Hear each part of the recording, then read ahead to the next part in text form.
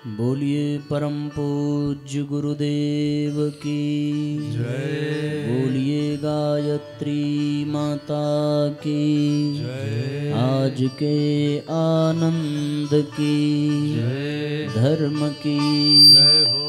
अधर्म का नाश हो। प्राणियों में सद्भावना हो। विश्व का कल्याण हो। सत्य सनातन धर्म की जय हो। बाबा विश्वनाथ की जय हो।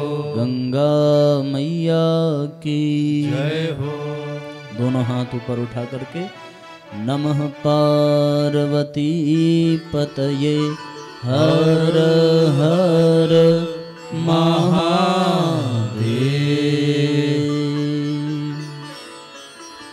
सब भावपूर्वक तालियां बजाते हुए हमारे साथ साथ गुरुदेव माता जी से प्रार्थना करेंगे।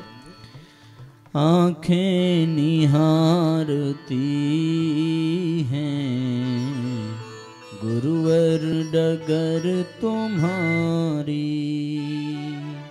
आँखें निहारती हैं गुरुवर डगर तुम्हारी, आँखें निहारती हैं गुरुवर डगर तुम्हारी, आँखें निहारती हैं गुरुवर डगर तुम्हारी।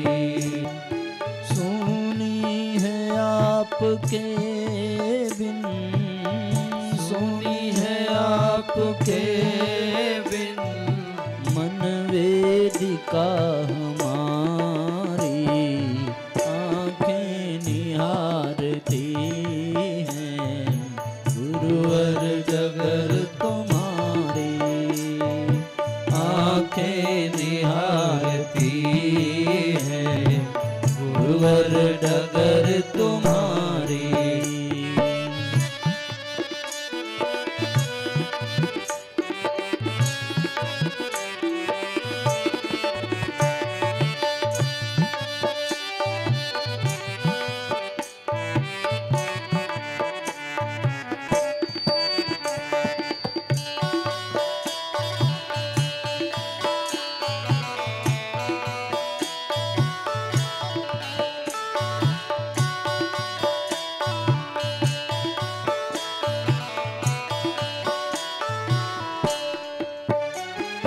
भावों के ईंट चुनकर मन वेदिका बनाई, भावों के ईंट चुनकर मन वेदिका बनाई, अपने हृदय की उस पर है आसनी बिछाई, अपने हृदय की उस पर है आसनी बिछाई।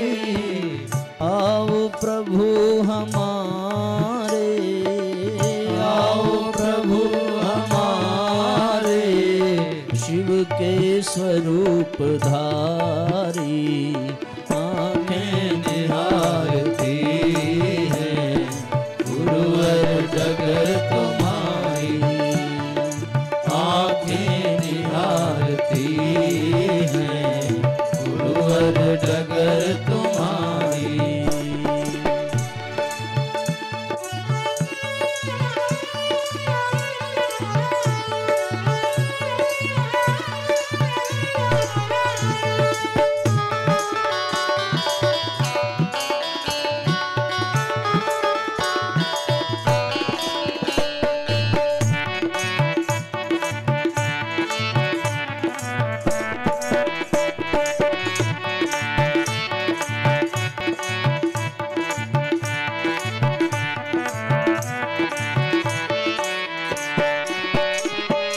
जप तप नहीं है हम में, होता न ध्यान पूजा, जप तप नहीं है हम में, होता न ध्यान पूजा।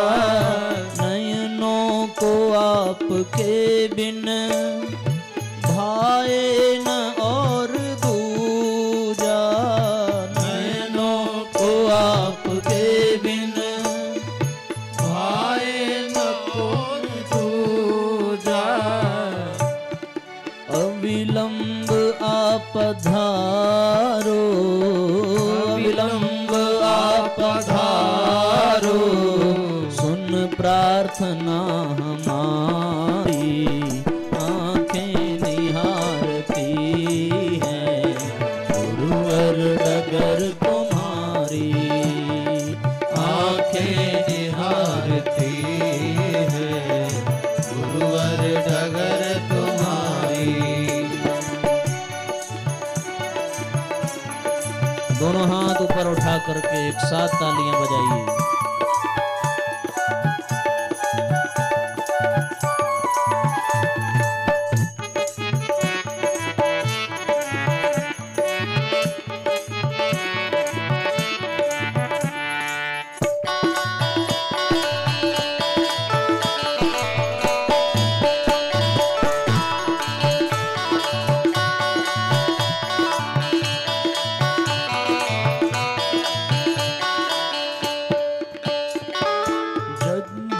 के फूल चुनकर थाली में है सजाए, श्रद्धा के फूल चुनकर थाली में है सजाए। उल्लास दीप भगवन स्वागत में है जलाए, उल्लास दीप भगवन स्वागत में है जलाए। उज्ज्वल भविष्य दाता, उज्ज्वल भविष्य दाता, हे रोग शोक हारी, आंखें निहारती हैं गुरुवर डगर तुम्हारी, आंखें निहारती हैं गुरुवर डगर तुम्हारी। सुनी है आपके बिन, सुनी है आपके बिन मन वेदिका हमारी, आंखें निहारती हैं गुरुवर डगर तुम्हारी, आंखें निहारती हैं गुरुवर डगर तुम्हारी, आंखें निहारती हैं गुरुवर डगर तुम्हारी, आंखें निहारती हैं गुरुवर डगर तुम्हारी। बोलिए परम पूज्य गुरुदेव की जय, बोलिए गायत्री माता की जय, आज के आनंद की जय, धर्म की जय हो, अधर्म का नाश हो, प्राणियों में सद्भावना हो, विश्व का कल्याण हो, सत्य सनातन धर्म की जय हो। परम पूज्य गुरुदेव एवं स्नेह सलीला परम वंदनीय माता जी के दिव्य संरक्षण में ग्रामीण क्षेत्र के इस पवित्र देवालय में प्राकृतिक सौंदर्य के मध्य आत्मकल्याण एवं लोक कल्याण की भावना से परम पूज्य गुरुदेव के आध्यात्मिक विचारों को जन जन तक पहुंचाने के लिए एवं जन जन में देवत्व के विकास हेतु गायत्री परिवार के सभी क्षेत्रीय कार्यकर्ताओं द्वारा आयोजित पावन प्रज्ञा पुराण कथा एवं पंचकुंडीय गायत्री महायज्ञ के इस आध्यात्मिक अनुष्ठान में आप सभी आत्मीय बंधुओं का बहुत बहुत अभिनंदन है, बहुत बहुत स्वागत है। व्यास मंच के समक्ष उपस्थित शक्ति स्वरूपा माताओं बहनों, देवतुल्य आत्मीय बंधुओं, आप सबके हृदय में विराजमान परमपिता परमेश्वर को बारंबार प्रणाम करते हुए आइए आज के सत्र का हम सभी पुनः शुभारंभ करें। साथियों, कभी भी किसी भी व्यक्ति की महिमा होती नहीं है। देखने में लगता है कि व्यक्ति महत्वपूर्ण है, पर वास्तव में उस व्यक्ति के भीतर जो चेतना काम करती है, महत्व उसका होता है। और हम सब ये अनुभव करते हैं, आदमी भले पीछे हो जाए पर न भगवान पीछे होते हैं, न भगवान का काम पीछे होता है। समय की दृष्टि से हम सब लोगों को आने में विलंब हुआ, पर काम रुका नहीं और काम बहुत निर्बाध गति से निरंतर चल रहा था। वो सत्ता किसी न किसी को माध्यम बना करके अपना काम करा लेती है। इसलिए भले ही हम सबको आने में विलंब हुआ, पर पूज्य गुरुदेव के प्रतिनिधि बन करके हमारे बड़े भाई आदरणीय भारत जी यहाँ पर गुरुदेव के विचार आप सब तक पहुँचा रहे थे। मर्यादा की दृष्टि से देखा जाए तो हम सब लोग उसमें आकर के बाधा ही उत्पन्न कर रहे हैं, लेकिन ये भी गुरु जी की ही इच्छा है। ऐसा मान करके, उनकी आज्ञा समझ करके हम सब लोग उसमें अपने आप को जोड़ करके अपने आप को सौभाग्यशाली अनुभव कर रहे हैं। और ये आप सबकी विनम्रता, आप सबका बड़प्पन है कि हम सब लोगों को आप सब ने यह दिव्य अवसर प्रदान किया है कि यहाँ आकर के हम सभी गुरु जी के काम को कर सकें और अपने जीवन को धन्य बना सकें। अन्य जगह जाने पर यह लगता था कि हम वहाँ के लोगों के लिए आए हैं, पर यहाँ आने पर ऐसा लग रहा है कि हम आपके लिए नहीं आए हैं, बल्कि आप हम लोगों के लिए आए हैं, ऐसा प्रतीत हो रहा है। सो आप सबको बहुत बहुत धन्यवाद, बहुत बहुत आभार, बहुत बहुत प्रणाम। समय जो निकल चुका है उसको हम लोगों ने तो उसका लाभ नहीं लिया, पर आप लोगों ने उसका लाभ लिया। अभी जैसे ही हम लोग गाड़ी से वहाँ उतरे निवास पर, तो बाबूजी ने कहा कि भारत भैया संभाल रहे हैं। तो ऐसा हमने तुरंत कहा कि जब पूरा देश ही यहाँ संभाल रहा है तो फिर हम लोगों की विशेष आवश्यकता नहीं है। पर यह है कि जब भगवान किसी को श्रेय देना चाहते हैं तो थोड़ा सा अवसर उसको भी दे देते हैं कृपा करके। तो ये पूज्य गुरुदेव की हमारे ऊपर विशेष कृपा है, ऐसा मान करके हम लोग अब इस चर्चा को प्रारंभ करते हैं। और बीच में जो थोड़ी सी रुकावट आई उसके लिए क्षमा प्रार्थना करते हुए आइए आज के सत्र का अब वास्तविक रूप से शुभारंभ हो। साथियों, इस संसार में मनुष्य योनि सर्वश्रेष्ठ योनि मानी जाती है, पर केवल मनुष्य योनि में ही यदि गंभीरता पूर्वक देखा जाए तो हर मनुष्य की स्थिति अलग अलग आपको दिखाई पड़ेगी, हर दृष्टि से दिखाई पड़ेगी। न केवल आर्थिक, न केवल भौतिक, न केवल शारीरिक, न केवल पारिवारिक, न केवल सामाजिक, अपितु आध्यात्मिक, आत्मिक, बौद्धिक, हर दृष्टि से हर व्यक्ति एक दूसरे से अलग प्रतीत होगा। कोई बहुत आगे होगा, कोई उससे पीछे होगा, कोई उससे पीछे होगा। जो जहां है वहीं से अगर अपनी तुलना करे तो उसके आगे भी लोग दिखाई पड़ेंगे और उसके पीछे भी लोग दिखाई पड़ेंगे।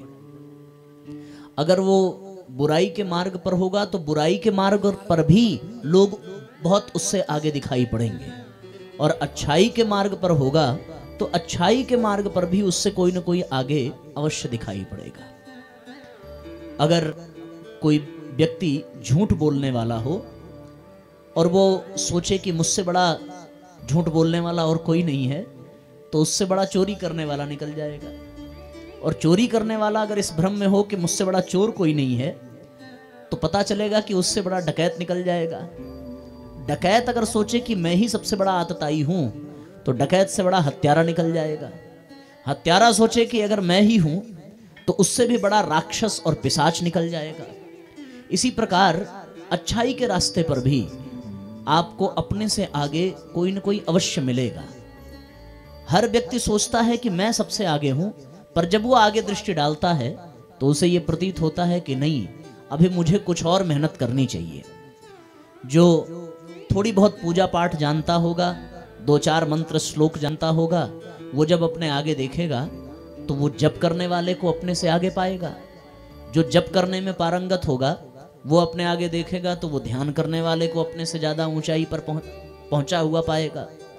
ध्यानी जो है वो योगी से पीछे है, योगी जो है वो सिद्ध आत्मा से पीछे है, सिद्धात्माएं जो हैं वो देवात्माओं से पीछे हैं, देवात्माएं भगवान से पीछे हैं। इस प्रकार सबके आगे कोई न कोई है जो जिस क्षेत्र में है उस क्षेत्र में ही अभी उसे बहुत यात्रा करनी आवश्यकता है। कोई कम पाता है, कोई ज्यादा पाता है। शरीर सबको मिला, पर किसी का शरीर कमजोर है, दुबला पतला है, किसी का हृष्ट पुष्ट है, किसी का बहुत अधिक बलशाली है। भीम आदि जैसे बहुत बड़े बड़े वीर हुए हमारे देश में, इस भारत भूमि में। कहने का तात्पर्य ये है साथियों कि संसार में है तो मनुष्य नाम की एक ही योनि, पर हर मनुष्य की प्रतिभा, हर मनुष्य की बुद्धि, हर मनुष्य की विशेषता, हर मनुष्य की क्षमता, हर मनुष्य की सारी चीजें सब बिल्कुल अलग अलग दिखेंगी। जो कम है वो भले ये शिकायत करे कि हमें कम मिला, जो मध्य में है वो भले शिकायत करे कि हमें और चाहिए, जो और अधिक पा सका उसकी और आशाएं अपेक्षा बढ़ती चली जाती हैं। तो साथियों, चिंतन करने की बात यह है कि वास्तव में जिसे कम मिला उसके कम मिलने का कारण क्या है, जिसे ज्यादा मिला उसे ज्यादा मिलने का कारण क्या है। सब भगवान की ही संतान है, तो निस्संदेह मन में ये प्रश्न आ सकता है कि भगवान ने हमें ही क्यों ऐसा किया, उसको तो ज्यादा दे दिया, हमें कम मिला। यही बात प्रज्ञा पुराण में बड़ी प्यारी कहानी के माध्यम से पूज्य गुरुदेव समझाते हैं। एक बार एक महिला एक संत के पास पहुंची और जाकर के संत से शिकायत की कि भगवान भी बड़ा भेदभाव करते हैं, सुना है कि भगवान न्याय प्रिय हैं, भगवान सबका कल्याण चाहते हैं, भगवान सबको एक दृष्टि से देखते हैं, सब भगवान की ही संतान हैं। सो भगवान ने किसी को सुखी बनाया, भगवान ने किसी को दुखी बनाया, ये अंतर क्यों है? किसी को अमीर बनाया, किसी को गरीब बनाया, किसी को स्वस्थ बनाया, किसी को रोगी बनाया, किसी को सुंदर बनाया, किसी को कुरूप बनाया, किसी को काला बनाया, किसी को गोरा बनाया, कोई ऊंची जाति में आया, कोई नीची जाति में आया, कोई बहुत विद्वान, कोई अनपढ़ गवार, कोई बहुत प्रतिभावान, कोई बिना किसी प्रतिभा का। जब भगवान ही सबको बना रहे हैं और भगवान न्याय प्रिय हैं और सब भगवान की ही संतान हैं, तो फिर ये भेदभाव क्यों, ये सबकी स्थिति में अंतर क्यों? भाई एक ही योनि में तो अंतर नहीं होना चाहिए ना। दूसरे किसी योनि से तुलना करने पर अगर अंतर हो तो ये बात समझ में आती है कि भाई वो पशु योनि में है सो उसके भीतर पशुता है, ये मनुष्य योनि में है सो उसके भीतर मनुष्यता है, ये ऋषि स्तर की चेतना है तो उसमें देवत्व है। पर मनुष्य योनि में ही हर प्रकार के प्राणी मिल जाते हैं, हर प्रकार का अंतर मिल जाता है, शारीरिक दृष्टि से भी, सामाजिक दृष्टि से भी, बौद्धिक दृष्टि से भी, आत्मिक दृष्टि से भी, आध्यात्मिक दृष्टि से भी, हर दृष्टि से ये अंतर क्यों है? संत ने माता के प्रश्न सुने प्रश्न सुनने के बाद उन्होंने कहा कि हम आपके प्रश्नों का उत्तर आज नहीं देंगे, आपको कुछ दिन प्रतीक्षा करनी पड़ेगी और कुछ दिन प्रतीक्षा करिए, उचित समय आने पर इस प्रश्न का हम उत्तर देंगे। सो उस माँ ने कहा कि अच्छी बात है, हमारा काम था प्रश्न पूछना, अब आपकी मर्जी, आप जब चाहें तब हमें उत्तर दीजिएगा, पर हमें प्रतीक्षा रहेगी जब आपकी। समय बीता, जिस गांव में वो महिला थी उसी गांव में एक चोर रहता था और पूरे गांव के लोग जानते थे कि ये चोर है। जैसे ही रात हो जाती सब जानते थे कि अब ये घर में नहीं होगा, अपने घर में नहीं होगा, पर किसी न किसी के तो घर में होगा ही। सामान चुराएगा, उसी से उसकी जीविका चलती, उसी से परिवार चलता। पूरे गांव में उसको कोई सम्मान की दृष्टि से देखता नहीं, कोई उसके ऊपर विश्वास नहीं करता। जब वो किसी के घर में जाता भी तो लोग अपने सामान छुपा करके रख लेते, खिड़की बंद कर लेते, दरवाजे बंद कर लेते। सबको पता था ये चोर है। अचानक से उसके पत्नी की तबीयत खराब हुई और जब पत्नी की तबीयत खराब हुई तो वो बेचारा धन की आवश्यकता के कारण गांव के हर घर में पैसा मांगने गया। सो उस महिला के घर भी आया पैसा मांगने और महिला से आकर के कहने लगा कि मेरे पत्नी की तबीयत बहुत खराब है, मुझे कुछ धन की आवश्यकता है, सो आप मुझे कुछ धन दे दीजिए जिससे कि हमारा काम बन जाए, हम फिर आपको लौटा देंगे। महिला ने उस चोर को पैसा देना तो दूर, डांट करके भगाया कि चोर कहीं का अब चोरी करके नहीं पा रहा है तो मूर्ख बना करके पैसा लूटना चाहता है। कौन भरोसा करेगा तेरे ऊपर? अगर दे भी दिया तो इसकी क्या गारंटी है कि तू वापस करेगा? विश्वास नहीं हुआ, डांट करके भगा दिया।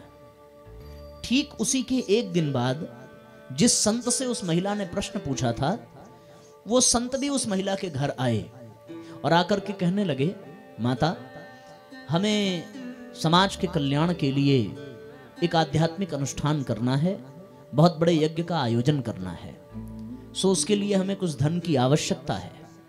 अगर आपके पास धन हो आप हमें दे दीजिए, हम यज्ञ अनुष्ठान संपन्न करने के पश्चात एकत्रित करके आपको आपका धन वापस कर देंगे। सो वो महिला बड़ी प्रसन्न हुई, उसने संत को प्रणाम किया कि भगवान आपने हमें इस योग्य समझा कि हम यज्ञ आदि अनुष्ठान में आपका कुछ सहयोग कर सकें। तो वो धन ही नहीं, कम पड़ने पर अपने आभूषण तक देने को तैयार हो गई। संत मुस्कुराए। जब उस महिला ने अपने धन ला करके रख दिए, आभूषण ला करके रख दिया, तो महात्मा ने कहा कि माँ, मेरा आपसे एक प्रश्न है। कल यही पैसा वो चोर मांगने आया था, आपने दिया नहीं, डांट करके भगा दिया। आज यही पैसा हम मांग रहे हैं, सो आप कम पड़ने पर अपना आभूषण भी देने को तैयार हैं। ये भेदभाव क्यों? वो भी तो इंसान है, हम भी तो इंसान हैं। उसे तो और भी अधिक आवश्यकता थी, हमारे यज्ञ अनुष्ठान का समय थोड़ा आगे बढ़ सकता था, पर उसकी पत्नी के इलाज के लिए तो तुरंत पैसा चाहिए था। ये भेदभाव क्यों?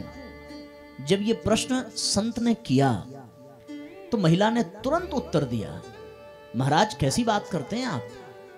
वो विश्वास पात्र थोड़ी है कि उसे हम धन दे दें, और आपके प्रति तो हमारी श्रद्धा है, आप विश्वास पात्र हैं, इसलिए हम आपको दे रहे हैं। संत ने मुस्कुराते हुए कहा, उस दिन जो तुमने प्रश्न किया था कि भगवान भेदभाव क्यों करता है, उसका कारण भी यही है।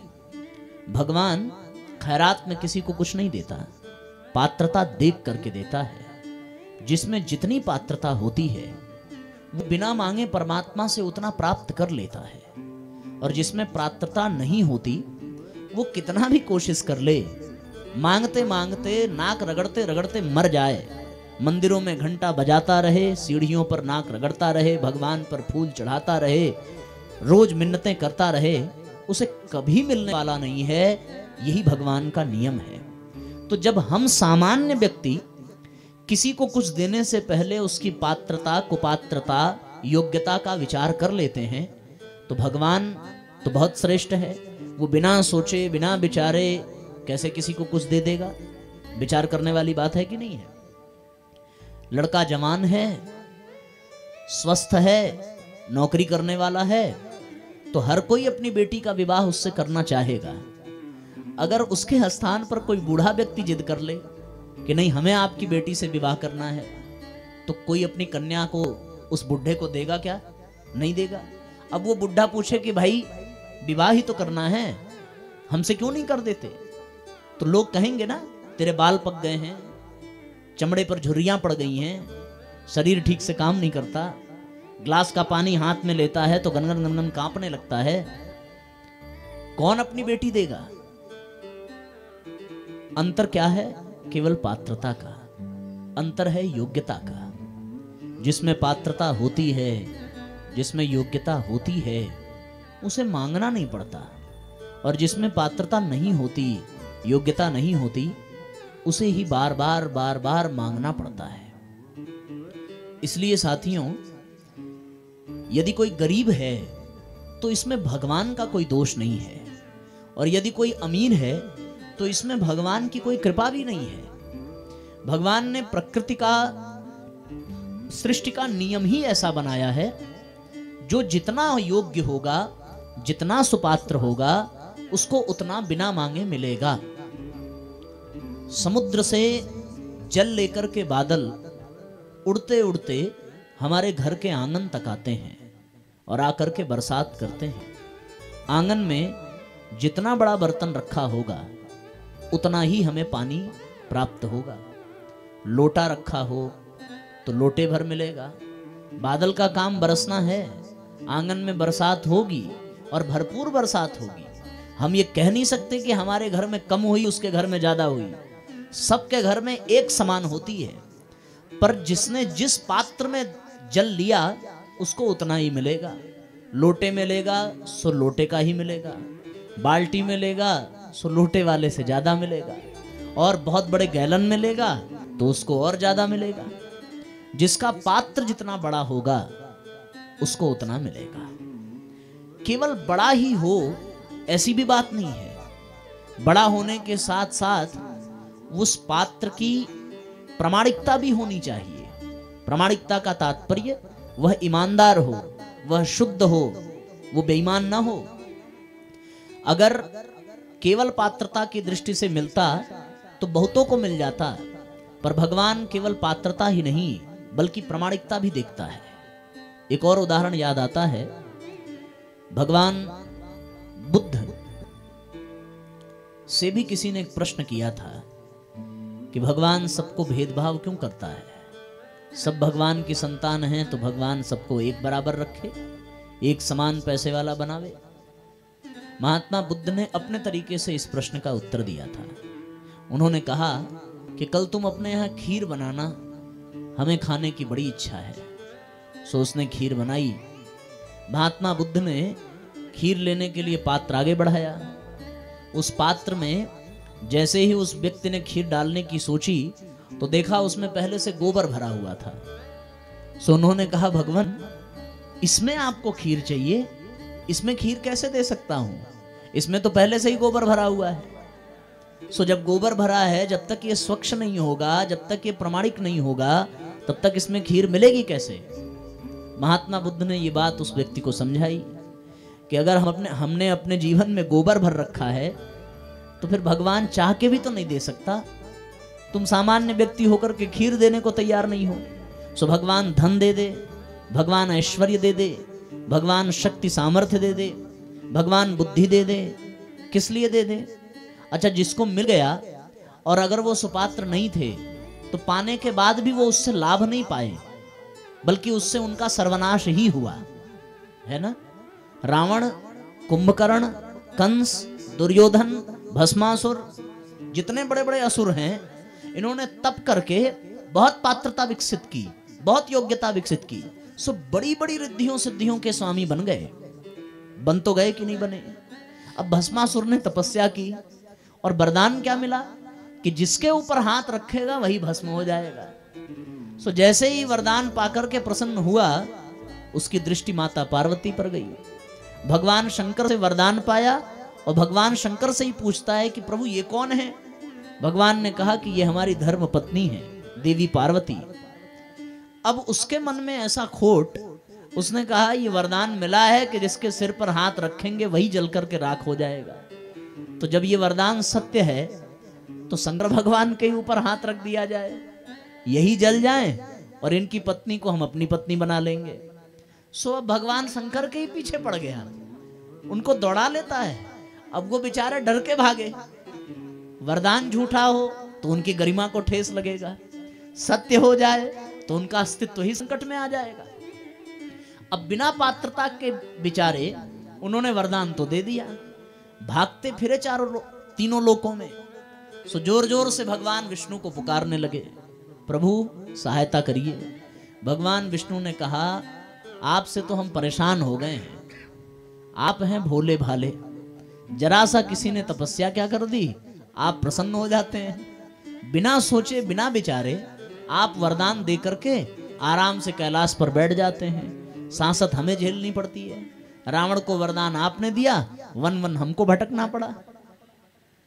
इसी प्रकार अब भगवान कहें, प्रभु ये हिसाब बाद में कर लेना, पहले हमारी जान बचाइए, ये नालायक हमारे पीछे पड़ा है। सो भगवान बहुत सुंदर स्त्री का रूप धारण करते हैं, भस्मासुर को अपनी ओर आकर्षित किया, नृत्य करना प्रारंभ किया। अब नृत्य प्रारंभ हुआ तो भस्मासुर भगवान को स्त्री के रूप में देख करके वो भी नाचने लगा। बोले बेकार में हम देवी पार्वती के पीछे पड़े थे, ये तो उनसे भी ज्यादा सर्वांग सुंदरी है। अब ऐसी स्थिति में जैसे जैसे वो स्त्री नाचे वैसे वैसे भस्मासुर नाचे। नाचते नाचते भगवान ने स्त्री रूप में अपना हाथ अपने सिर पर रखा, तो भस्मासुर भी नाचते नाचते अपना हाथ अपने सिर पर रखा, और जैसे ही हाथ सिर पर रखा वैसे ही जल करके राख हो गया। तो बिना पात्रता के पहले तो मिलता नहीं, मिल भी जाए तो प्रामाणिकता चाहिए, और अगर मिलने के बाद भी व्यक्ति योग्य नहीं है तो वो किसी और का नहीं, अपना ही सर्वनाश करेगा। रावण के पास सब कुछ था, सब कुछ पा करके भी रावण कभी चैन से बैठा नहीं। भगवान राम के पास कुछ नहीं था, केवल जंगल में एक धोती रही होगी, भाई और पत्नी, इसके सिवा कुछ नहीं। फिर भी भगवान राम आनंद पूर्वक वन में जीवन बिताते थे, कंदमूल फल खाते थे, ऋषियों की सेवा करते थे, साधना करते थे, आनंद में जीवित रहते थे। बिना पात्रता के साथियों मिलता नहीं है, पात्रता के बाद प्रामाणिकता चाहिए। प्रामाणिकता के बिना अगर कुछ मिल जाए तो वो हमारे ही सर्वनाश का कारण बनता है। इसलिए एक विशेष बात और मैं आपको बताऊं कि चलो ठीक है, अच्छी बात है कि हमारा जितना बड़ा पात्र होगा उतना तो मिलेगा, बड़ा पात्र नहीं है तो कहां से मिलेगा। जैसे अब जिसके घर में 20 लीटर की बाल्टी हो, उससे बड़ा कोई बर्तन हो ही ना, तो वो उससे ज्यादा कैसे पाएगा। अब या तो वो दूसरे और बड़ी बाल्टी की व्यवस्था करे। तो एक बड़ा सुंदर विचार ये भी है कि अगर हम अपनी पात्रता विकसित नहीं कर पा रहे हैं, अगर हम अपनी योग्यता विकसित नहीं कर पा रहे हैं, तो चिंता करने की कोई बात नहीं है। बस इतना करना है कि बाल्टी की तो पात्रता फिर भी बड़ी होती है, ठीक है ना, लोटा और जग उससे छोटा होता है। पर आप सोच करके देखिए कि नल की टोंटी में कितना पानी आता है। नल की टोंटी की पात्रता कितनी है? 100 ml पानी भी नल की टोंटी में समाएगा नहीं, बूंद बूंद करके तो गिरता है। लेकिन विशेष बात यह है कि वो नल की टोंटी लोटे को भी भर देती है, वो नल की टोंटी 20 लीटर बाल्टी को भी भर देती है, जबकि नल की टोंटी में 100 ml से भी ज्यादा पानी रुकने की संभावना नहीं है। अब सोचिए कारण क्या है कि उसकी पात्रता तो कम है पर वो बड़े बड़े पात्रों को भर दे रही है। और कारण साथियों विचार करने पर एक ही है कि वो नल की टोंटी की विशेषता ये है कि वो टंकी से जुड़ी हुई है, और टंकी से जुड़े रहने के कारण उसके पास कोई भी आ जाए वो उसको भरती चली जाती है। हम सब लोगों को अगर ये बात समझ में आ जाए तो बात बन जाएगी। हम रावण जैसे तपस्वी बन नहीं सकते, हम बहुत बड़े ज्ञानी, बहुत बड़े योगी, बहुत बड़े सिद्धात्मा, बहुत बड़े महात्मा बन नहीं सकते। हम तो ठहरे सामान्य गृहस्थी, सो हमारी पात्रता कैसे विकसित होगी। हमारा पूरा जीवन तो कमाने, खाने, परिवार को पालने, पोसने, बढ़ाने, सेवा करने में ही तो बीत रहा है। हम कोई अतिरिक्त साधना कर सकते हैं क्या? हम कोई किसी जंगल में जाकर ध्यान लगा सकते हैं? हम कोई बहुत बड़ा तप कर सकते हैं? हम कभी भगवान को बहुत प्रसन्न कर सकते हैं? हमारी इतनी पात्रता नहीं हो सकती। क्यों? क्योंकि हम लोग सामान्य व्यक्ति हैं। लेकिन हाँ, अगर उस नल की टोंटी की तरह हम टंकी से जुड़े रहें तो हमें पात्रता विकसित करने की आवश्यकता ही नहीं है। हमें अपने आप मिलता चला जाएगा। तो ये जो टंकी है, ये है क्या? ये साथियों, भगवान समस्त पात्र, समस्त चेतना के भंडार हैं। हमें करना केवल इतना है कि हम योग्य हैं या नहीं हैं, इस पर ध्यान देने की आवश्यकता नहीं। हम केवल भगवान से जुड़े रहें, और भगवान से जुड़े रहें तो हमारी पात्रता हो या न हो, अपने आप हमारे द्वार पर जो भी आ जाएगा वो कभी खाली हाथ लौट करके नहीं जाएगा। जैसे वो नल के पास आने वाली बाल्टी भी कभी खाली नहीं जाती। पर शर्त यही है कि वो टोंटी टंकी से जुड़ी होनी चाहिए, और केवल जुड़ी हो इतना ही नहीं, जुड़ी होने के साथ साथ खुली भी होनी चाहिए। वो जुड़ी तो हो पर खुली ना हो तो वो भर नहीं पाएगी। हम भगवान से जुड़े तो हों, पर अपने अहंकार में अपने आप को बंद करके रखें, अपने विकारों से अपने को बंद करके रखें, तो साथियों लाभ मिलेगा नहीं। हम भगवान से जुड़े रहें और समाज के लिए खुले रहें तो पात्रता अपने आप इतनी बढ़ जाएगी, इतनी बढ़ जाएगी कि बड़े से बड़ा पात्र भी हमारे पास आकर के खाली नहीं जाएगा। हम भगवान से जुड़े रहें, पर यहां आकर के खुले ना, व्यासपीठ पर आ जाएं, आकर के चुपचाप बैठ जाए।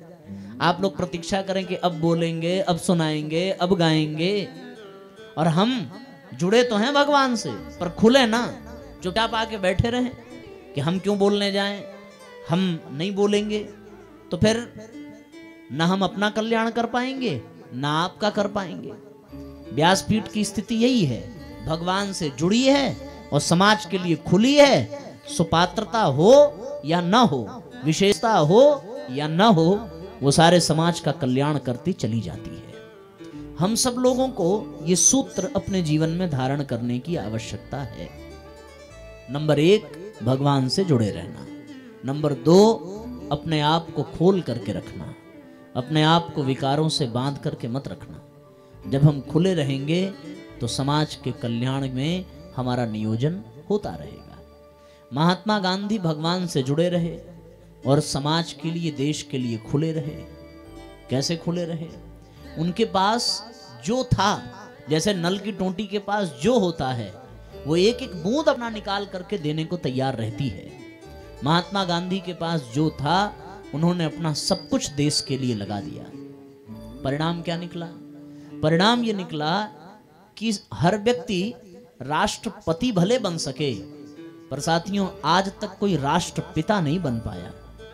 राष्ट्रपति तक की यात्रा बहुतों ने पूरी की होगी, पर राष्ट्रपिता केवल एक बने, और वो कौन बने? वो महात्मा गांधी बने। कारण क्या? वो राम से जुड़े रहे और भगवान के काम के लिए खुले रहे। जीवन भर केवल एक धोती पर बिताया, अपने लिए कभी कुछ नहीं किया, केवल और केवल देश के लिए, समाज के लिए, हरिजनों के लिए किया। घटना बड़ी प्यारी है।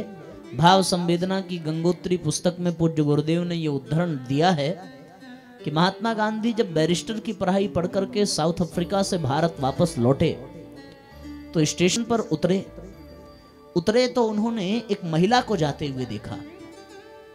उस महिला को देखा तो उनको बड़ा क्रोध आया। इसलिए क्रोध आया कि उस महिला ने फटी हुई साड़ियां पहनी थी, बड़े मुश्किल से अपने लज्जा के अंगों को ढकने में सफल हो पाई थी। सो महात्मा गांधी क्रोधित हो गए। उस समय वो महात्मा गांधी नहीं थे, उस समय वो मोहनदास करमचंद गांधी थे। सो उन्होंने उस महिला को उसके पास जाकर के डांटा कि तुम्हें देश की संस्कृति, देश की सभ्यता का लिहाज नहीं है, परिवार का, समाज का लाज नहीं है तुम्हें, इतने कम कपड़े पहना है तुमने। 32-33 साल की उम्र थी, एक युवा थे मोहनदास करमचंद गांधी। और जब उस स्त्री को ऐसे कहा तो वो स्त्री रोने लगी। रोते हुए उस स्त्री ने कहा कि स्त्रियां अपने गुरूर से समझौता कर लेती हैं, पर स्त्रियां अपने आबरू से समझौता नहीं करती। अगर मैं अपने तन को नहीं ढक पा रही तो उसका कारण ये नहीं है कि मैं ढकना नहीं चाहती, उसका कारण ये है कि मेरे पास इतने वस्त्र नहीं हैं कि मैं अपने शरीर को ढक सकूं। अपने वस्त्र में से फाड़ करके अपने बच्चे को पहनाया है। ये देश स्वतंत्र नहीं परतंत्र है। अंग्रेजों ने सब लूट लिया, कुछ नहीं बचा। ये बात सुन करके उस 32-33 वर्ष के युवा के हृदय में ऐसा आघात लगा। आघात ये लगा कि मैं बहुत बड़ा वकील बन गया, विदेश में पढ़ाई करके आ रहा हूं, पर मेरे देश की महिलाओं को अपना तन ढकने के लिए वस्त्र तक नसीब नहीं हो रहा है, क्योंकि मेरा देश गुलाम है। तो अपनी वकालत को छोड़ करके सबसे पहले इस देश को आजाद कराने की आवश्यकता है, ताकि हमारे देश की स्त्रियां अपनी स्मिता को बचा सकें, अपने तन को ढक सकें। और उसी दिन उन्होंने संकल्प लिया कि आज से मैं कभी भी एक धोती के सिवा दूसरी धोती पहनूंगा नहीं। आधी पहनते थे, आधी ओढ़ते थे। ये समाज के प्रति उनका खुलापन, समाज के प्रति उनका त्याग, उनका समर्पण उनको मोहनदास करमचंद गांधी से महात्मा गांधी बना देता है। उन्होंने असहयोग आंदोलन करके, दांडी यात्रा करके, अंग्रेजों भारत छोड़ो अभियान चला करके अपना योगदान इस देश के लिए दिया। सो साथियों, वो राष्ट्रपिता कहलाए। कारण यही था, भगवान से जुड़े रहे और समाज के लिए खुले रहे। शरीर से उनका वजन केवल 92 पाउंड था, पर अंग्रेज उनके विषय में कहा करते थे कि कभी गांधी सामने आ जाए तो उसकी आंखों से आंखें मत मिलाना, क्योंकि वो चलता फिरता बम है, फट जाएगा, जिंदगी नष्ट हो जाएगी। दुबले पतले, एक लाठी लेकर के चलने वाले, दूसरों के कंधे को सहारा बना करके चलने वाले महात्मा गांधी राष्ट्रपिता बन गए। कारण क्या था? केवल ये कारण था कि वो भगवान से जुड़े रहे और समाज के लिए खुले रहे।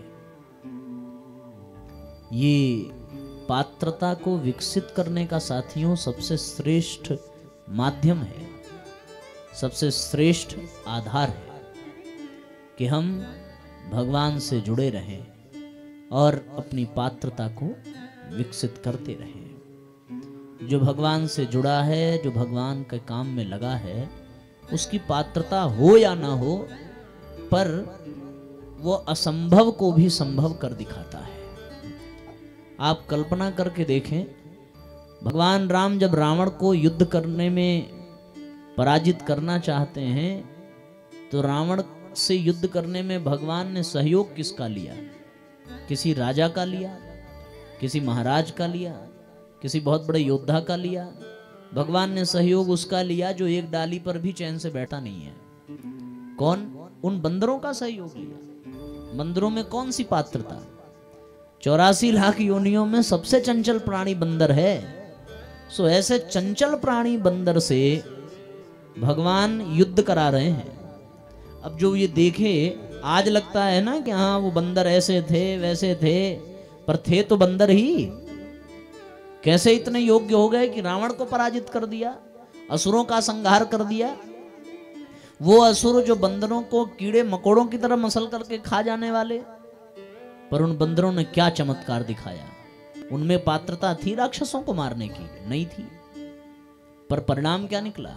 वो राम से जुड़े रहे और राम काज के लिए खुले रहे। ऐसा पात्रता का विकास हुआ कि वो समुद्र लांघने का यश और गौरव प्राप्त करने लगे। पहाड़ को उखाड़ करके लाने का यश मिला, सीता जी को खोज लाने का यश मिला, रावण को पराजित करने का यश मिला, लंका को जला डालने का यश मिला। ये कैसे मिला? केवल भगवान से जुड़े रहने के कारण मिला, केवल और केवल अपनी पात्रता को विकसित करने के कारण मिला, दूसरा और कोई कारण नहीं है। इसलिए साथियों, हम सबको भी भगवान से जुड़ना चाहिए। अपने मन में भगवान को बसा लें और भगवान के काम में लग जाएं, तो फिर अमीरी, गरीबी, ऊंच नीच, भेद भाव, गोरे काले, छोटे बड़े, सारे कुपात्रताओं का शमन हो जाएगा और हम जिस स्थिति में हैं उसी स्थिति में सर्वश्रेष्ठ, सर्वसुपात्र बनते चले जाएंगे। बड़ा प्यारा गीत है और उसका भी भाव यही है। हो आओ मन में बसा लें श्री राम को,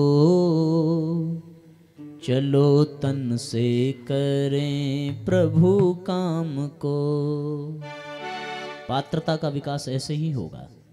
हमारी जो कमियां हैं वो अपने आप दूर होंगी जब भगवान से जुड़े रहें और भगवान का काम करते रहें। आओ मन में बसा लें श्री राम को, चलो तन से करें प्रभु काम को। आओ मन में बसा लें श्री राम को, चलो तन से करें प्रभु काम को।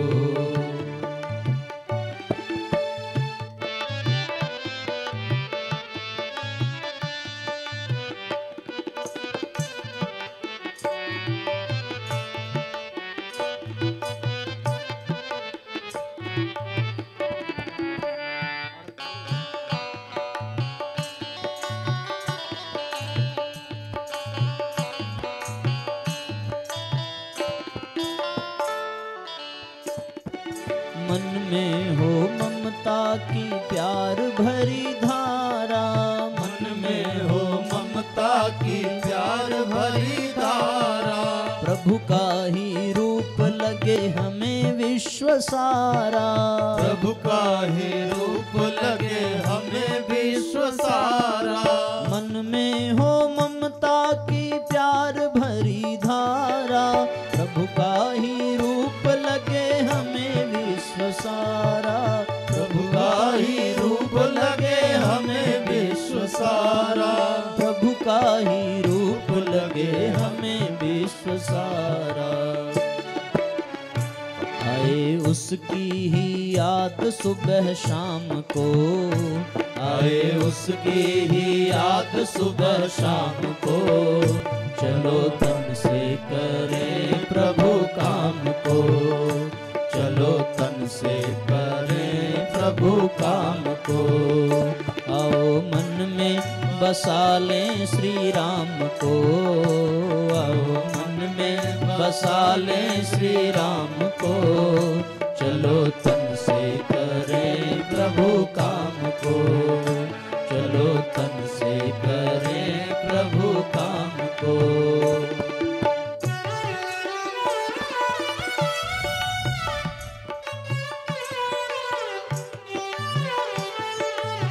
दोनों हाथ ऊपर उठा करके एक साथ तालियां बजाइए।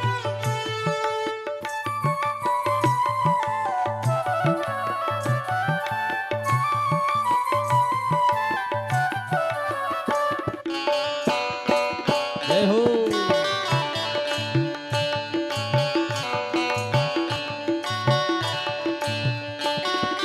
माया के चक्कर में किसने क्या पाया, माया के चक्कर में किसने क्या पाया। सुख की मृग तृष्णा में मन को भटकाया, सुख की मृग तृष्णा में मन को भटकाया। माया के चक्कर में किसने क्या पाया, सुख की मृग तृष्णा में मन को भटकाया।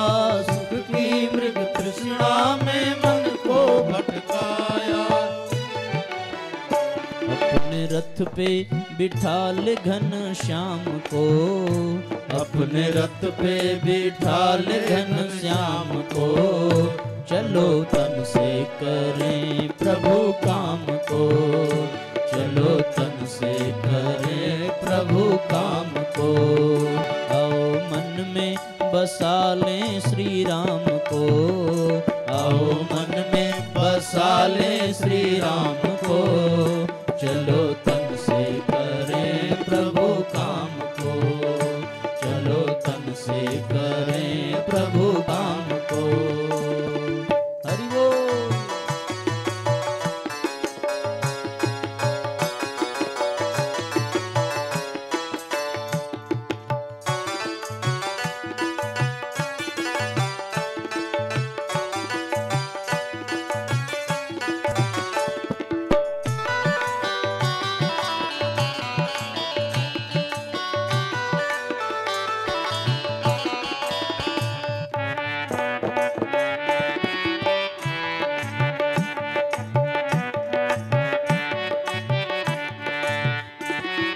छोड़ो ये लोभ मोह, छोड़ो ये माया, छोड़ो ये लोभ मोह, छोड़ो ये माया, छोड़ो ये लोभ मोह, छोड़ो ये माया, छोड़ो ये लोभ मोह, छोड़ो ये माया। व्यसनों में नष्ट न हो कंचन सी काया, व्यसनों में नष्ट न हो कंचन सी काया। छोड़ो ये लोभ मोह, छोड़ो ये माया, व्यसनों में नष्ट न हो कंचन सी काया, व्यसनों में नष्ट न हो कंचन सी काया, व्यसनों में नष्ट न हो कंचन सी काया। इष्ट अपना बना ले सुख धाम को, इष्ट अपना बना ले सुख धाम को, चलो तन से करें प्रभु काम को, चलो तन से करें प्रभु काम को। आओ मन में बसा ले श्री राम को, आओ मन में बसा ले श्री राम को, चलो तन से करें प्रभु काम को, चलो तन से करें प्रभु काम को। दोनों हाथ ऊपर उठा करके एक साथ तालियां बजाइए।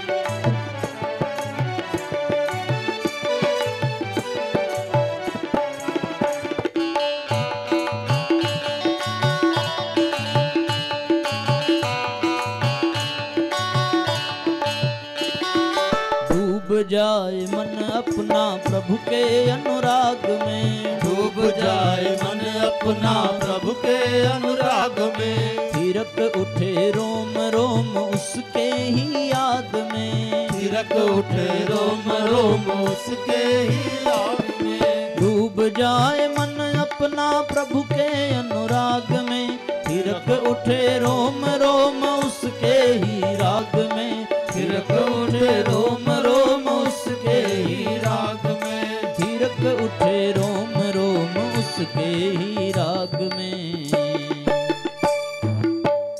मीत अपना बना ले गुण धाम को, मीत अपना बना ले गुण धाम को, चलो तन से करें प्रभु काम को, चलो तन से करें प्रभु काम को।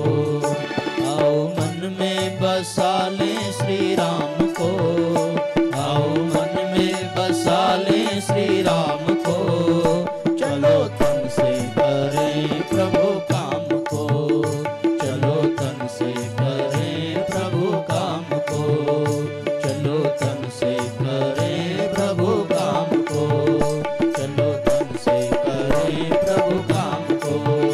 आए उसकी ही याद सुबह शाम को, आए उसकी ही याद सुबह शाम को, चलो तन से करें प्रभु काम को, चलो तन से करें प्रभु काम को, चलो तन से करें प्रभु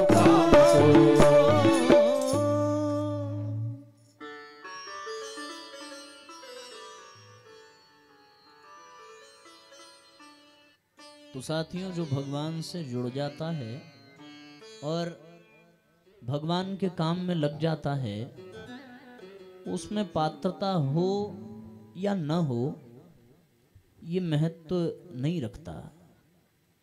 फिर उसे ऐसा ऐसा श्रेय, ऐसा ऐसा सौभाग्य मिलता है जिसके विषय में वो कभी सोच भी नहीं सकता। ग्वाल बालों में हैसियत नहीं थी गोवर्धन उठाने की, पर श्रेय मिल गया। क्यों मिल गया? क्योंकि वो कृष्ण से जुड़े रहे और कृष्ण के काम में लगे रहे। भगवान कृष्ण ने उठाया, सो उनने कहा हम उठा नहीं सकते तो क्या हुआ, लाठी तो लगा सकते हैं, कुछ तो सहारा दे सकते हैं। ग्वाल वालों ने अपनी लाठी लगाई। अब गोवर्धन उठाने में जितनी बार भगवान का नाम लिया जाएगा, उतनी बार ग्वाल वालों को भी याद किया जाएगा। पांडवों ने कहा कि हम कैसे जीत पाएंगे, उधर भीष्म पितामह हैं, द्रोणाचार्य हैं, कर्ण है, कृपाचार्य हैं, जिन्होंने हमें सिखाया है, उनसे हम कैसे लड़ पाएंगे, कैसे जीत पाएंगे। पितामह भीष्म, जिनसे परशुराम भी जीत न सके। प्रभु, हम जंगल में ही ठीक हैं। अर्जुन कहता भिक्षा मांग करके हम खा लेंगे, पर हम अपने परिवारजनों का रक्त नहीं बहाएंगे। लेकिन फिर भी वो महाभारत के विजेता बने, श्रेय अर्जुन को मिला। कारण क्या था? अर्जुन थे महाभारत जीतने के योग्य, नहीं जीत पाते। पितामह भीष्म को ही नहीं पराजित कर पाते, सो द्रोणाचार्य और कर्ण से लड़ने की बात ही ना आती। इच्छा मृत्यु का वरदान है भीष्म पितामह को, पर अर्जुन विजेता बने, अर्जुन को श्रेय मिला। कारण क्या? भगवान से जुड़ गए, और भगवान से जुड़ गए, भगवान की इच्छा के अनुसार करिष्ये वचनम तव, आपके वचन के अनुसार हम करेंगे, ऐसा अनुशासन स्वीकार कर लिया। सो अर्जुन महाभारत के विजेता बन गए। कोई पराजित करने वाला पैदा नहीं हुआ। तो जो भगवान से जुड़ जाए और भगवान के काम में लग जाए, उसका जीवन गजब चमत्कारिक तरीके से बदल जाता है साथी। बस आवश्यकता है कि हम गहराई से इस बात को समझ लें, हम भी भगवान से जुड़ जाएं, हम भी भगवान के काम में लग जाएं, तो फिर हमारी भी सारी शिकायतें समाप्त हो जाएंगी। हमारे सब दुर्भाग्य सौभाग्य में बदल जाएंगे, हमारा दुर्दिन शुभ दिन में बदल जाएगा, हमारा जीवन धन्य बन जाएगा। स्वर्ग जैसा आनंद हम अपने जीवन में अनुभव करने लगेंगे। अब पात्रता को विकसित करें या न करें, भगवान से जुड़ भर जाइए। बांसुरी की कोई पात्रता है? कोई पात्रता नहीं है, लेकिन बांसुरी विश्व वंद्य बन गई, विश्व के लिए वो पूजनीय बन गई। कारण क्या? भगवान से जुड़ गई, और भगवान ने जैसे फूंका वैसी आवाज बांसुरी ने निकाली। सो बांसुरी के दीवाने सब हो गए। गोपियां बांसुरी को देख करके जलती थी, बांसुरी को अपना सौतन समझती थी कि बांसुरी इसने कौन से पुण्य कर दिए, इसने ऐसा क्या कर दिया कि कृष्ण इसको अपने होठों से लगा करके चूमते हैं और हमें स्पर्श तक नहीं करते। न केवल इसको होठों से चूमते हैं, बल्कि अपनी उंगलियों से इसके पांव भी दबाते हैं।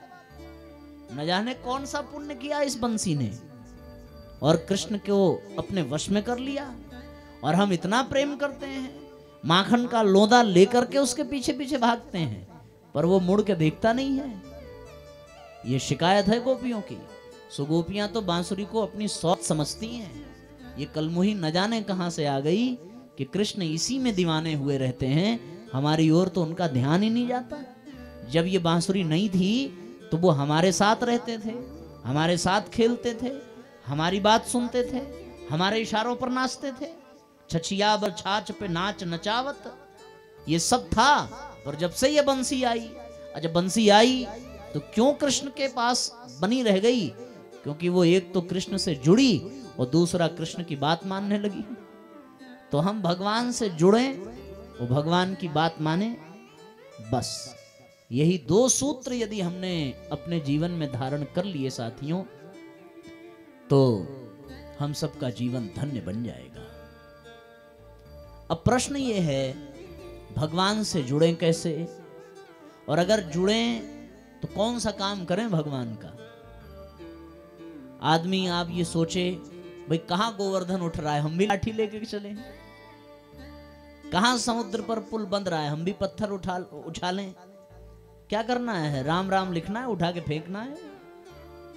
काम दिख रहा है, पर काम के पीछे का इतिहास भी देखने की आवश्यकता है। पत्थर फेंका, तैरने लगा, बंदरों की विशेषता। पर पत्थर फेंकने का सौभाग्य बंदरों को मिला क्यों? कब मिला? तब मिला जब वो अपने जान की बाजी लगाने को तैयार हो गए। अपने परिवार को छोड़ दिया, अपने बच्चों को छोड़ दिया, अपनी बीवी को छोड़ दिया, अपना घर-बार छोड़ दिया। क्यों? अपने लोभ पर, अपने मोह पर, अपनी तृष्णा पर अंकुश लगाया। तब तो वो बंदर राम जी के साथ लंका जाने को तैयार हुए। अच्छा, उन बंदरों ने कहा क्या कि हमें गारंटी चाहिए कि अगर हम लौट के नहीं आए तो हमारे परिवार के नाम 10-10 लाख की एफडी आपको करनी पड़ेगी। अगर ऐसी शर्त रखते तो क्या वो जा पाते? क्या उनको श्रेय मिल पाता? नहीं मिल पाता। अच्छा, बहुत सारे बंदर ऐसे रहे भी होंगे जिन्होंने ये शर्त रखी हो, क्या पता, कि भैया ये जा रहे हैं, रावण ऐसे ही कच्चा चबा जाएगा, ये धनुष बाण लेकर के टहलने वाले राम लक्ष्मण ये कर क्या पाएंगे? लेकिन जिन बंदरों ने, अब ये बड़ी मजे की बात आती है, स्वतंत्रता संग्राम की लड़ाई में जेल भरो आंदोलन चल रहा था, आप लोगों ने भी सुना होगा। देश की आजादी के लिए जेल जाने की बात थी। सो सबको अपना पंजीयन कराना था कि हाँ हम भी जाएंगे, हम भी जाएंगे। तो ये घर वालों ने सोचा कि हाँ जाएंगे, तो घर वालियों ने उनके गले पकड़ लिए, खबरदार अगर जेल जाने की सोची तो मर मुरा जाओगे, हम विधवा हो जाएंगे, बच्चों का लालन पालन नहीं होगा, चुपचाप घर में पड़े रहो, ये अंग्रेज जाने वाले नहीं है। सो जिन्होंने अपनी लुगाई की बात मानी वो घर में पड़े रहे, मोह में पड़े रहे, तृष्णा में पड़े रहे, लोभ में पड़े रहे कि हाँ सही बात है, जेल जाने से क्या होगा। जो जेल जाने को तैयार हो गए उनने अपना नाम लिखा दिया। अब मजे की बात यह कि कल जेल जाना है और आज 12 बजे चाचा नेहरू ने उद्घोषणा कर दी कि देश आजाद हो गया। उसके बाद सरकार ने एक नियम बनाया कि जिन जिन लोगों ने जेल जाने के लिए अपना पंजीयन कराया था उनको सरकार की तरफ से पेंशन मिलेगी। अब जितने घर वाले थे डंडा लेकर के घर वालियों को खोजने लगे कि जेल जाना भी नहीं पड़ा, केवल नाम लिखाना था, लिखवा दिया होता तो आज घर बैठे पेंशन पाता। वो तब भी स्वार्थी थे, वो अब भी स्वार्थी हैं। जो सच में जेल जाने को तैयार थे उन्होंने पेंशन लेना भी स्वीकार नहीं किया। परम पूज्य गुरुदेव, जिनको स्वतंत्रता संग्राम की लड़ाई में महत्वपूर्ण भूमिका निभाने पर सरकार ने बहुत बड़े मंत्री बनने का पद प्रदान करने की इच्छा जताई। गुरुजी ने कहा कि मंत्री बन करके तो किसी एक स्थान की सेवा कर पाएंगे, पर अभी हम भगवान के काम में लगे हैं और इस काम में जिस स्थान पर हम हैं यहाँ से पूरी दुनिया की सेवा कर पाएंगे। सो उनके सम्मान में डाक टिकट निकाला गया, उनके सम्मान में उनको ताम्रपत्र भेंट किया गया। बहुत बड़े बड़े नेता आए कि हमारी पार्टी में आप हो जाइए, पर पूज्य गुरुदेव ने कहा कि हमारी अलग ही पार्टी है और वो पार्टी ऐसी है कि वो पैसे और पद के लिए नहीं बल्कि समाज के कल्याण के लिए अपने जान की बाजी लगा देती है। और उसी पार्टी को साथियों गायत्री परिवार कहते हैं।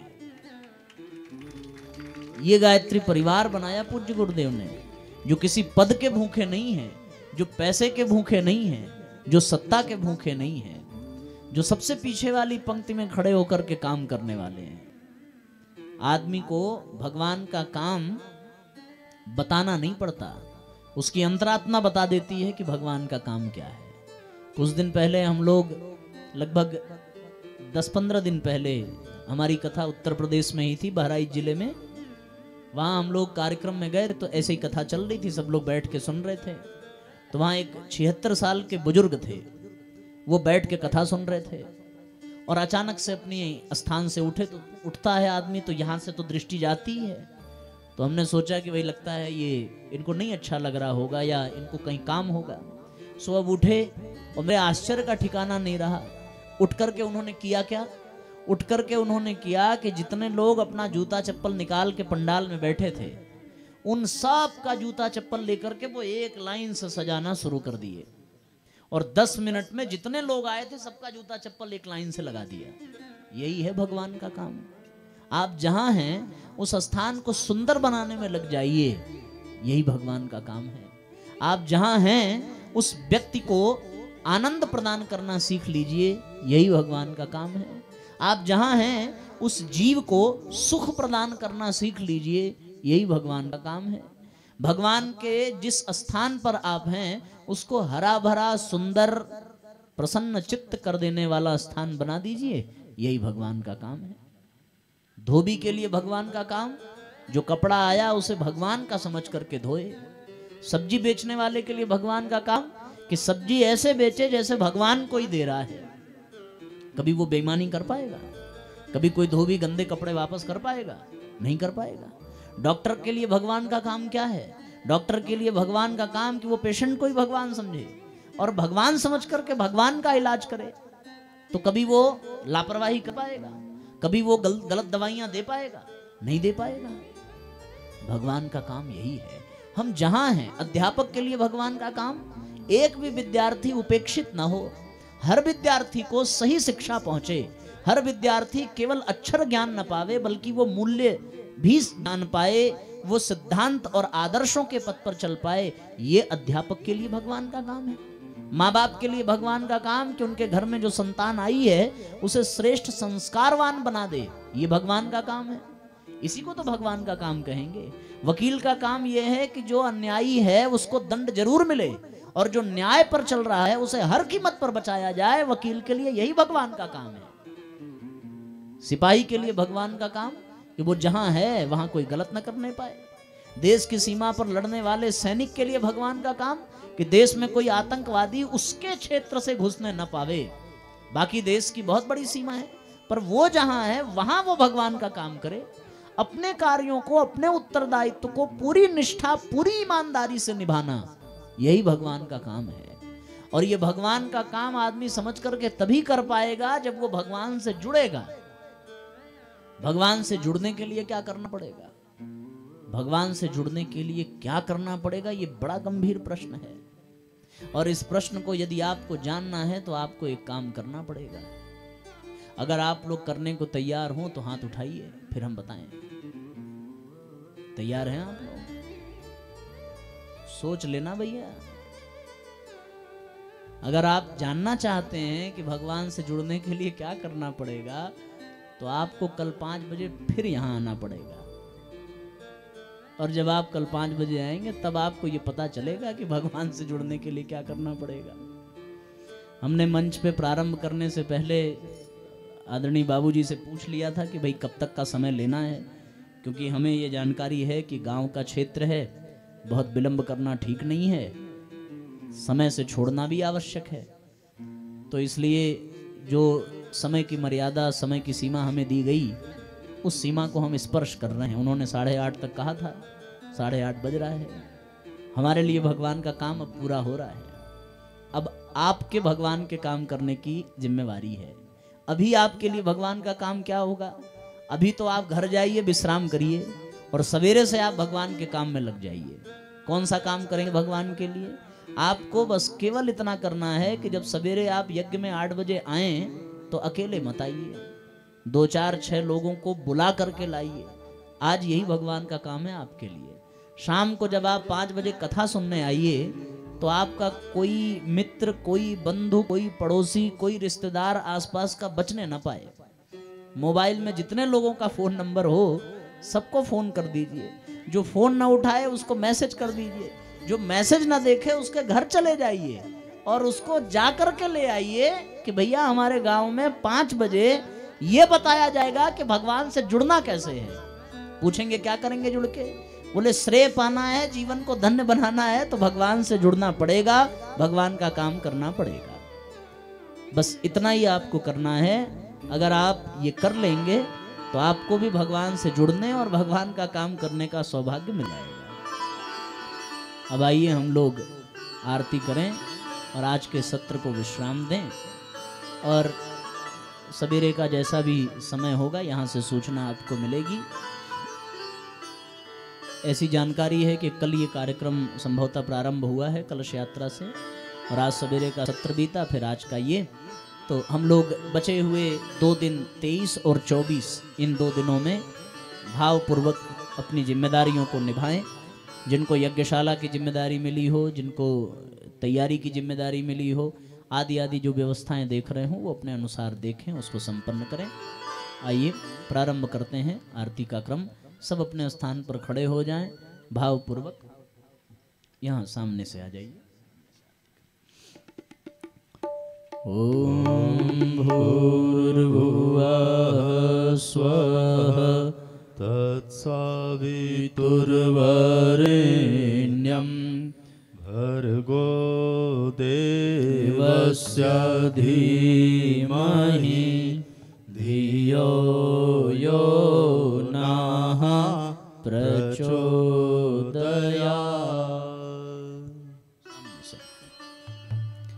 आरती श्री प्रज्ञा पुराण की, युग दृष्टा के दिव्य ज्ञान की।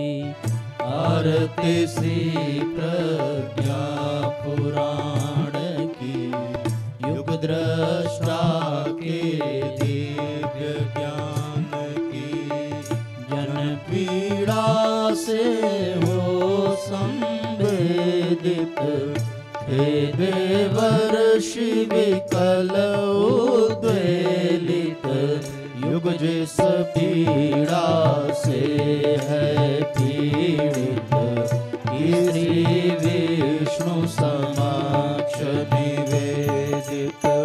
पीड़ा युग के विकल प्राण की, आरती श्री प्रज्ञा पुराण की, युग दृष्टा के दिव्य ज्ञान की।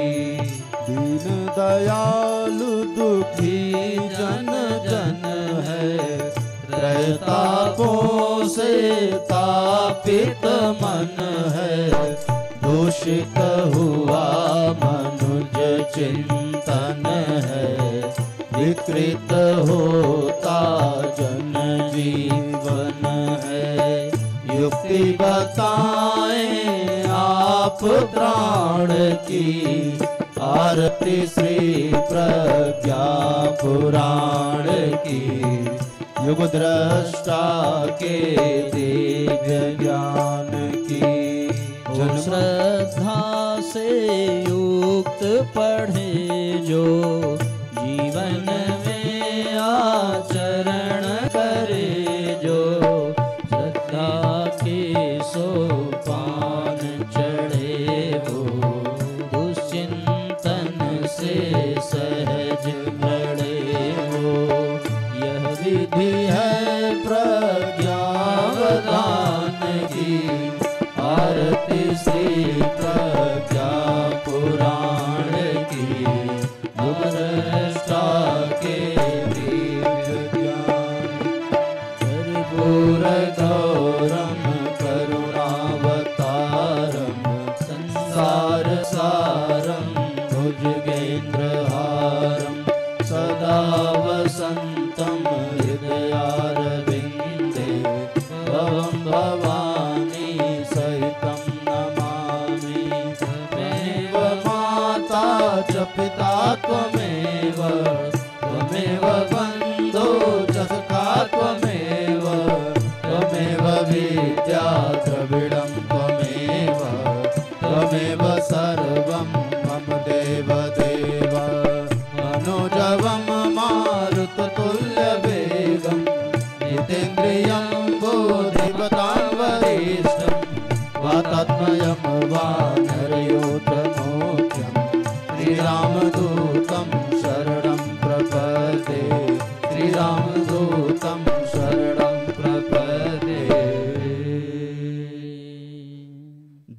शीतलीकरणम् आरार्तिकं समर्पयामि।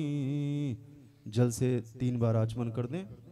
ओम भूर्भुवः स्वाहा तत्सवितुर्वरेण्यं भर्गो देवस्य धीमहि धियो यो नः प्रचोदयात्। आरती ऐसे उठा करके सबकी ओर दिखा दें। आप सभी दोनों हाथ ऊपर करके भावपूर्वक आरती ले लें। ओम स्तुता मया वरदा वेद माता प्रचोदयन्तं पावमानिं द्विजानाम् आयुः प्राणं प्रजां पशुं कीर्तिं द्रविडं ब्रह्मवर्चसं मह्यं दत्त्वा व्रजत ब्रह्मलोकम्। यहाँ कार्यक्रम